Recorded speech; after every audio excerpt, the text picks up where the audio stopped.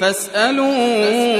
أهل الذكر إن كنتم لا تعلمون.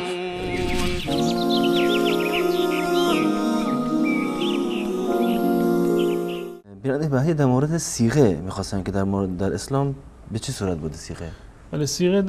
در واقع در اسلام نبوده. این یک صیغه یکی از ازدواج‌های زمان جاهلیت بوده که در زمان جاهلیت رواج داشته و در ابتدای اسلام هم وجود داشته، خصوصا در جنگ‌ها وقتی که می‌رفتند و نیازی داشتند مردم به ازدواج و نمیتونستند که مثلا یک ازدواج دائمی باشد به عنوان ازدواج موقت با شرایطی که شرایطش دقیقاً همون ازدواج در واقع در زمان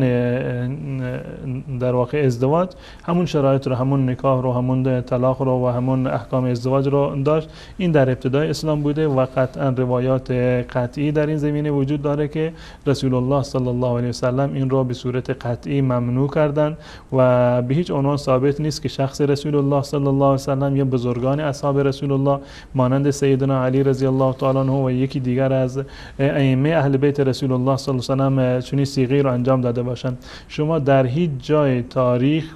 در مورد هیچ یکی از ائمه اهل بیت رسول الله صلی الله علیه و سلم از علی، حسن، حسین و دیگر بزرگواران رضوان الله تعالی علیهم اجمعین شما نمیتوانید پیدا بکنید که صیغه ای رو کرده باشند، ازدواج موقتی رو انجام داده باشند یا اینکه فرزندی داشته باشند از صیغه باشند. این دلیل بر این است که چنین چیزی اتفاق نیفتاده. با اینکه ما میدونیم که حضرت علی رضی الله تعالی عنه، حضرت حسن زنهای زیادی رو گرفته بودند، زنهایی رو مثلا طلاق داده بودند یا اینکه فوت کرده بودند و بعد از آن زن گرفته بودند، خصوصا حضرت حسن رضی الله تعالی عنه، اما در هیچ موردی نداریم که ایشون ازدواج موقتی رو کرده باشند. اگر واقعا ازدواج موقتی جایز بود به جای ایشون که این همه زن بگیرند و طلاق بدهند خب میرفتند ازدواج موقتی رو انجام میدادند. این عملا صورت نگرفته، هیچ شاهدی در تاریخ و در احادیث ما نداریم و هیچ فرزندی هم ائمه بزرگوار شیعه یا اهل سنت اصحاب ندارند که ثابت شده باشه که این فرزند از فرزندان